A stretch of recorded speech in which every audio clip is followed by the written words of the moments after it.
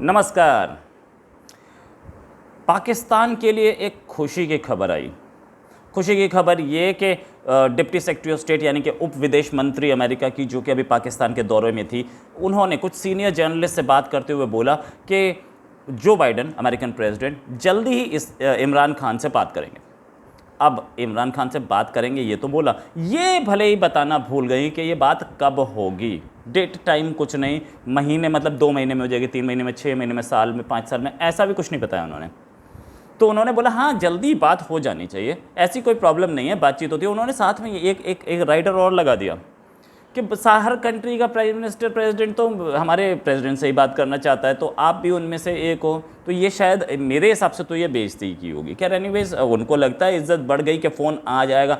अरे 9 महीने तो हो लिए, फ़ोन आया नहीं, अभी 3-4 महीने और 1 साल गुजर जाएगा। और उसके बाद भी अगर ऐसा एश्योरेंस मिल रहा है कि भाई 1 साल हर कंट्री का प्रेसिडेंट तो हमसे ही बात करना चाह रहा है, यार आपको भी फ़ोन कर लेंगे।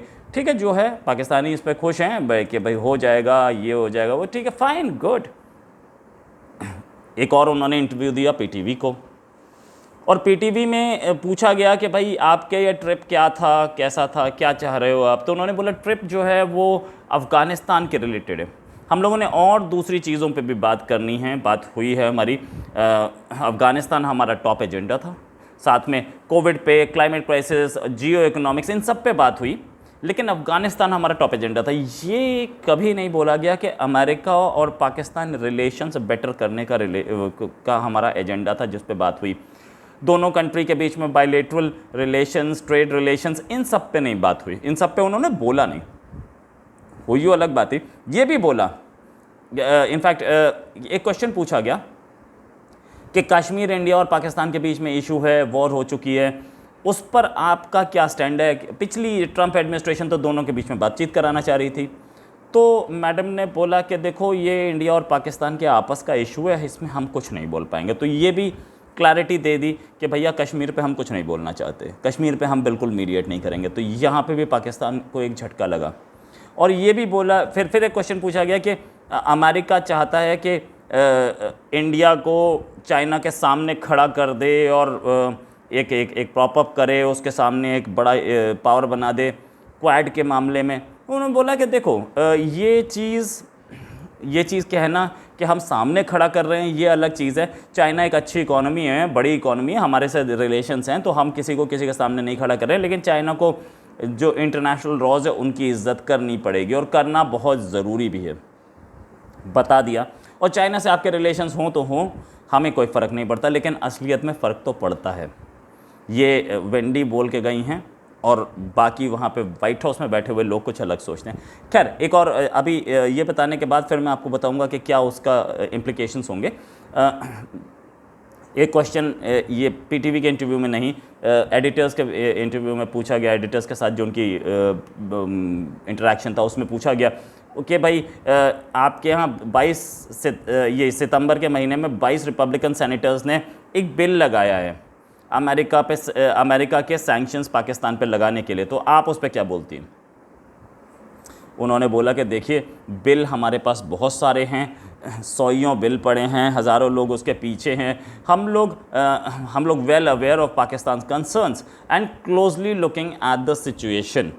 हम लोग पाकिस्तान के कंसर्न्स पे भी हम जानते हैं क्या हैं, और हम सिचुएशन पे बहुत ध्यान से देख रहे हैं। ये नहीं बोला कि हम उस बिल को सपोर्ट नहीं करते, हम उस बिल को वोट नहीं करेंगे, हम चाहेंगे कि वो बिल गिर जाए, ऐसा कुछ नहीं बोला। तो घुमा फिरा के जो बातें हुई वो सारी बातें ये थी। इनफैक्ट जितनी भी मीटिंग्स हुई उसके बाद कोई जॉइंट स्टेटमेंट नहीं आया, उसके बाद कोई जॉइंट प्रेस कॉन्फ्रेंस नहीं हुई, जॉइंट पीसी हमें नहीं दिखी। हाँ, हमें दिखा क्या, हमें दिखा एक वीडियो स्टेटमेंट उन्होंने रिलीज़ किया जिसमें उन्होंने बोला कि हमारे कई इश्यूज़ पे बात हुई और हमारे पुराने रिश्ते हैं और अब वो ख़त्म हो। हम ये गलत चीज़ नहीं करना चाहते कि पाकिस्तान से रिलेशंस अच्छे ना हो, हम बेटर रिलेशंस चाहते हैं, ये सारी चीज़ें। कहीं पे भी उन्होंने ये नहीं बोला कि हमारे स्ट्रॉन्ग रिलेशंस होंगे, कहीं पे भी उन्होंने ये नहीं बोला कि इंडिया के रिलेशंस में आपका कैसे चलेगा, और कश्मीर पे और फ़ोन पे वेरी सून बोल दिया, बड़ी अच्छी बात है। अब फ़ोन पर जो वेरी सून उन्होंने बोला ये डेप्यूटी सेक्रेटरी ऑफ स्टेट है, यानी कि उप विदेश मंत्री।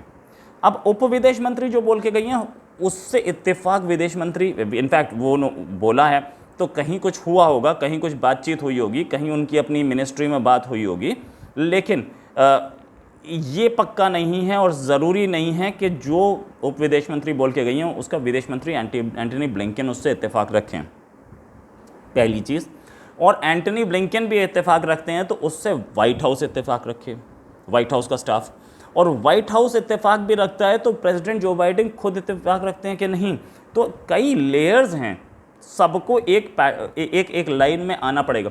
वाइट हाउस कई बार अपने सेक्रेटरी ऑफ स्टेट से या स्टेट डिपार्टमेंट से इत्तेफाक नहीं रखता है। क्यों नहीं रखता? उसका रीज़न्स हैं।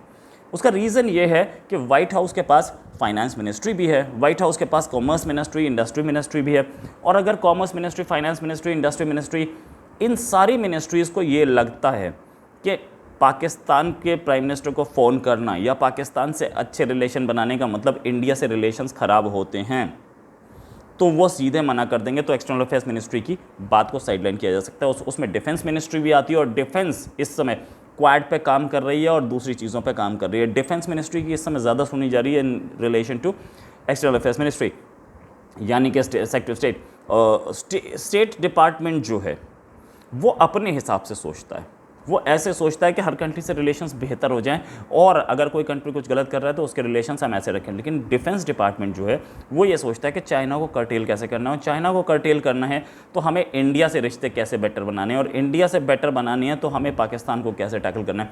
वो डिफेंस डिपार्टमेंट की ब्रीफिंग भी अमेरिकन प्रेसिडेंट को मिलती है, और एक्सटर्नल अफेयर्स यानी कि स्टेट डिपार्टमेंट की भी मिलती है। तो इसमें यहाँ पे कुछ चीज़ें हम लोगों को जो दिखी हैं वो बहुत क्लियर हैं कि उन्होंने कोई कमिटमेंट नहीं दिया, उन्होंने ये नहीं बोला कि हम कश्मीर पे सपोर्ट करेंगे या कश्मीर पे हम कंसर्न्ड हैं, ये भी नहीं बोला, कोई कंसर्न नहीं शो किया, और जो बिल आया है सैंक्शंस पे वो उसको गोलमोल जवाब दे करके हमें पता है, हम क्लोजली मॉनिटर कर रहे हैं सिचुएशन को।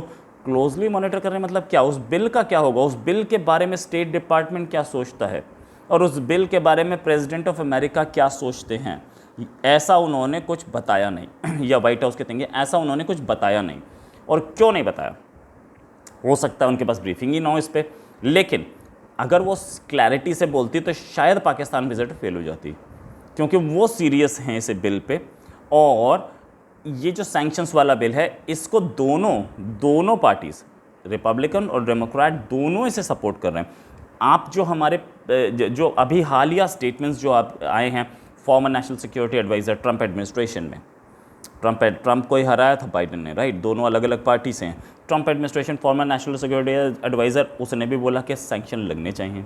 ये रिपब्लिकन हैं, ये डेमोक्रेट हैं, तो ये डेमोक्रेट्स भी इसको सपोर्ट कर रहे हैं, वो रिपब्लिकन थे, राइट। तो अगर रिपब्लिकन डेमोक्रेट्स दोनों सपोर्ट कर रहे हैं, दोनों एक पेज पे आते दिख रहे हैं, तो अब गेम लॉबीज़ का, और इसमें एडमिनिस्ट्रेशन जो भी बिल वहाँ आ रहा है इसमें एडमिनिस्ट्रेशन को हेक्टिक लॉबिंग करनी पड़ेगी अगर इसे गिराना है तो, क्योंकि इसमें इसके लिए सपोर्ट बहुत भारी दिख रहा है। तो इसी के साथ एक और खबर के साथ फिर हाजिर होंगे। नमस्कार, जय हिंद।